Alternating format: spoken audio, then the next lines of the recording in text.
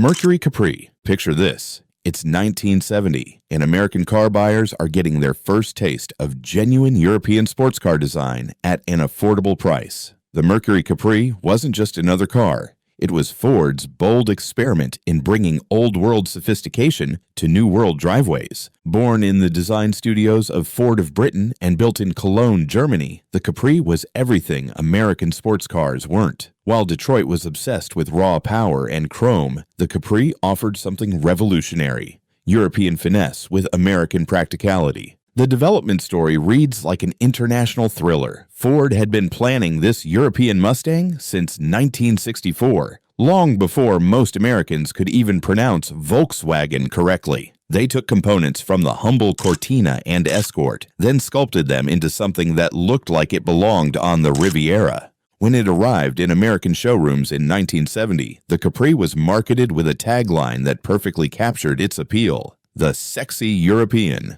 Ford was so confident in its European identity that they didn't even put Mercury badges on the car. It was sold simply as Capri. No divisional branding, no corporate fingerprints, just pure European attitude. The engineering was as sophisticated as the marketing was bold. While American cars were still using leaf springs and solid axles, the Capri came with rack and pinion steering and independent suspension. The base model featured a 1,600cc Kent engine that could deliver this European experience for under $2,300. But the real excitement came with the 2.6-liter Cologne V6, introduced in late 1972.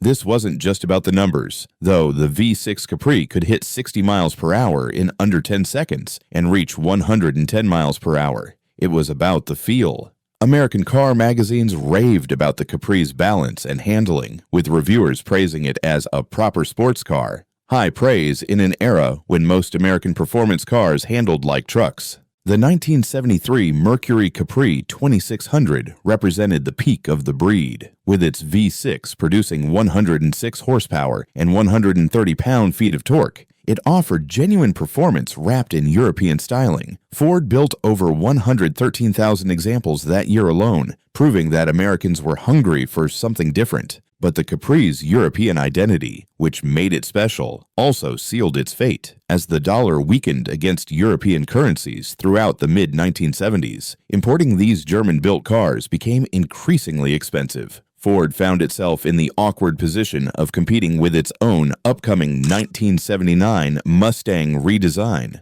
The decision came down to simple economics and corporate politics. Why import expensive European cars when you could build American ones? Mercury didn't even offer a 1975 model year, and by 1978, the last Capris rolled off the Cologne production line. The Capri became a victim of its own success. It had proven that Americans wanted European-style sports cars, but Ford decided it would rather build those cars in Detroit than import them from Germany. The Capri's DNA lived on in the Fox body Mustang, but the original European charm was lost forever.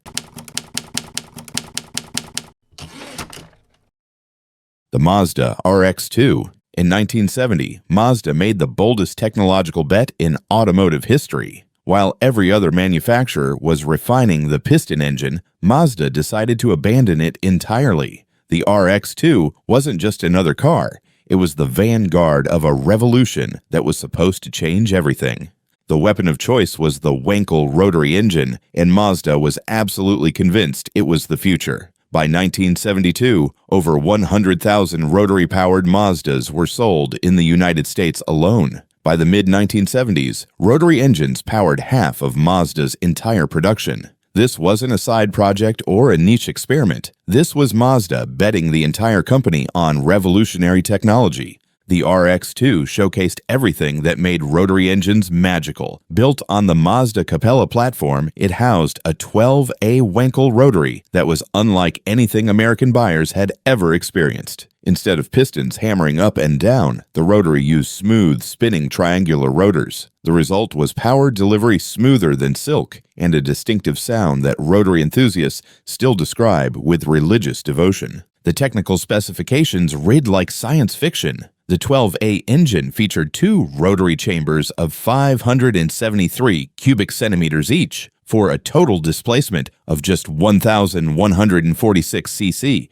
But don't let those numbers fool you. This tiny engine produced 130 horsepower in early models. For perspective, that's extracting more power per liter than most modern engines manage even today. The construction was equally exotic. Aluminum rotor housings with molten carbon steel coating, cast iron rotors, chrome molybdenum steel eccentric shafts. This was aerospace-level engineering applied to mass production automobiles. The RX2 could reach 118 miles per hour and hit the quarter mile in 18 seconds, performance that put it squarely in sports car territory despite its practical four-door sedan body. But the real magic was in the driving experience. Rotary engines produced power differently than piston engines. They loved to be revved, spinning smoothly to red lines that would destroy conventional engines. The RX2 weighed just 2,116 pounds in European trim, giving it a power-to-weight ratio that made it genuinely quick by 1970s standards.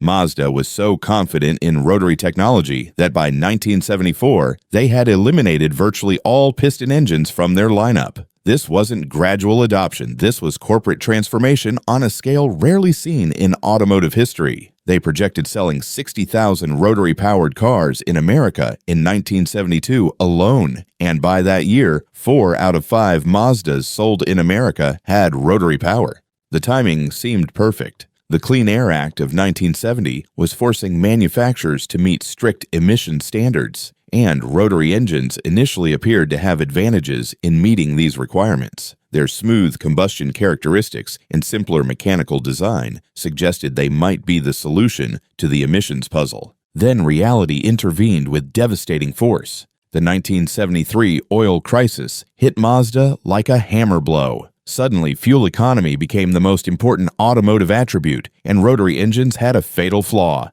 They were incredibly thirsty. The RX2 was lucky to achieve fuel economy in the teens, at a time when consumers desperately needed cars that could stretch every gallon.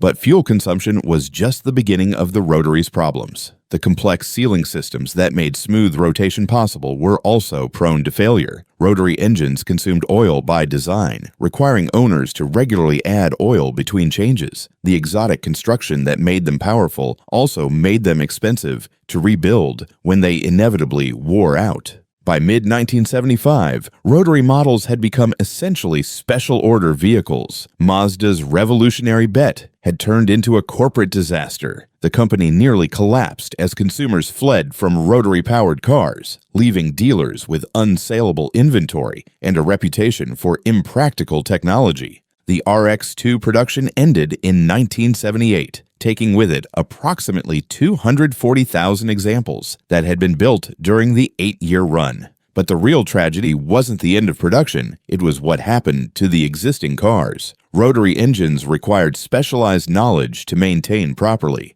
As Mazda retreated from rotary technology and independent mechanics gained experience with these unusual power plants, many RX2s were simply scrapped when their engines needed rebuilding.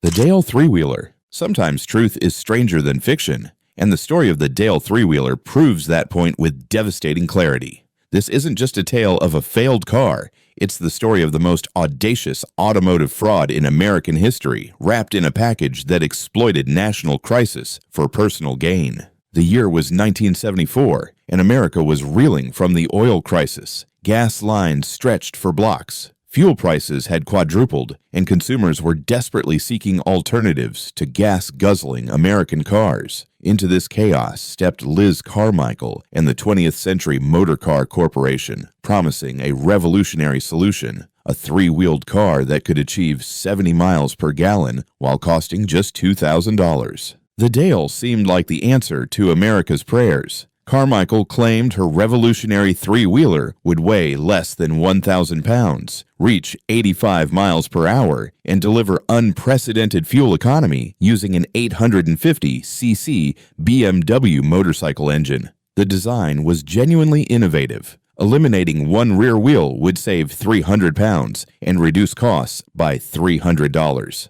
The low center of gravity within the triangle of three wheels would prevent tipping, while the lightweight aluminum frame and aerospace-grade Rigidex fiberglass body would provide strength and durability. Carmichael's marketing materials promised a vehicle that could withstand a 50 miles per hour impact with a brick wall, thanks to construction materials described as rocket structural resin. The Dale would be the ultimate economy car, solving America's fuel crisis while providing safe, affordable transportation for the masses. There was just one problem. Absolutely none of it was true. Liz Carmichael was actually Geraldine Elizabeth Carmichael, born Jerry Dean Michael. She was a transgender fugitive who had been wanted by federal authorities since 1961 on charges of fraud, theft, and counterfeiting. The entire Dale project was an elaborate investment scam designed to separate desperate consumers from their money during a national crisis.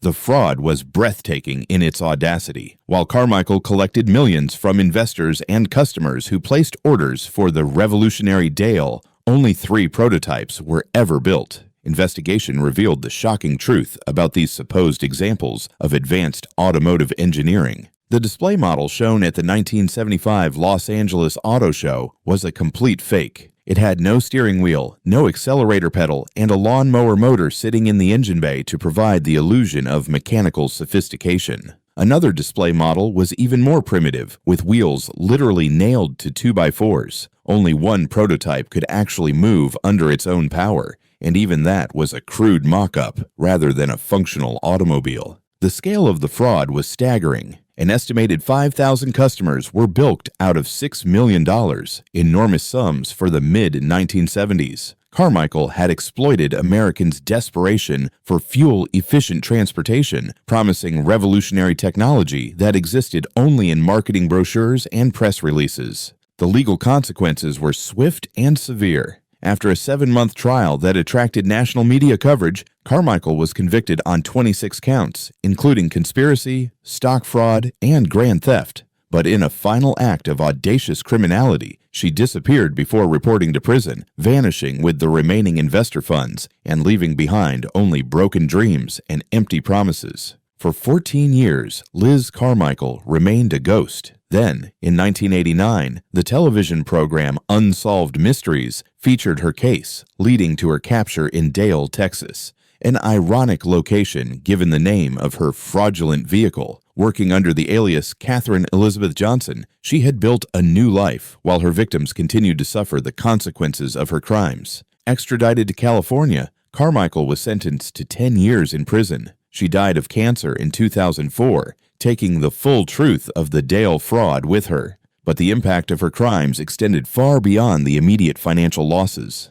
The Dale three-wheeler fraud highlighted the vulnerability of consumers during times of crisis. The oil crisis had created such desperation for fuel-efficient alternatives that normally skeptical buyers were willing to invest in unproven technology from an unknown manufacturer. Carmichael expertly exploited this desperation, using legitimate concerns about fuel economy to mask her fraudulent intentions.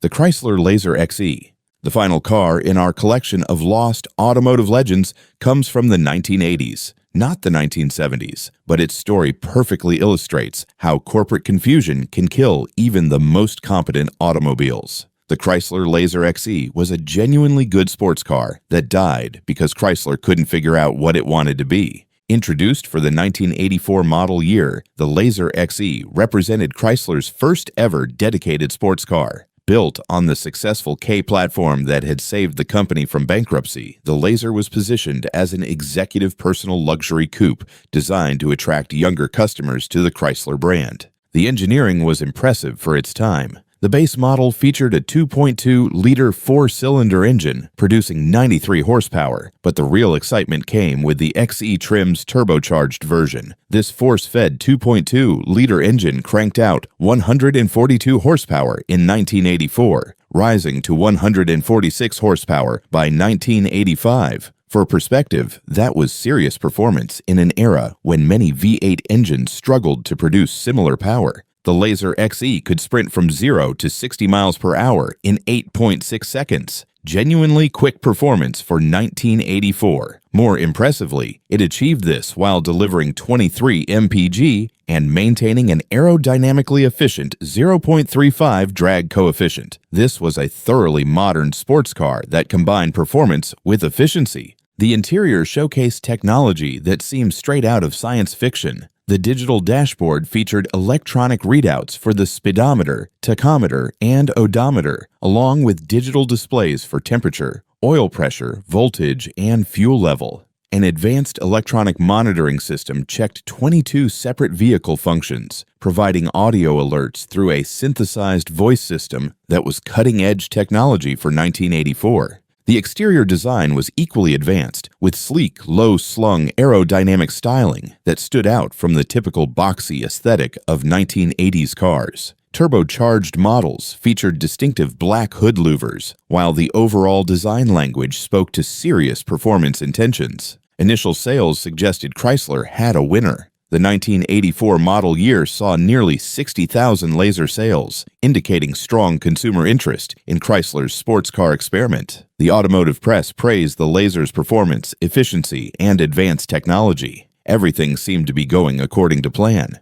But beneath the surface, corporate confusion was already undermining the Laser's future. Chrysler executives began questioning whether a performance-oriented sports car really belonged in their lineup. The brand was built on luxury sedans, practical family cars, and increasingly successful minivans. The Laser, with its aggressive styling and performance focus, seemed like an outlier. This identity crisis manifested in declining sales and reduced corporate commitment. By 1985, Laser production had dropped to just over 18,000 XE models. The 1986 model year saw total production fall below 40,000 units, a dramatic decline from the promising first year. The top-of-the-line XT trim, introduced in mid-1985, managed only 10,441 units during its brief production run. Chrysler's dealers shared the corporate confusion. Sales staff trained to sell luxury sedans and family minivans often lacked enthusiasm for promoting sports cars.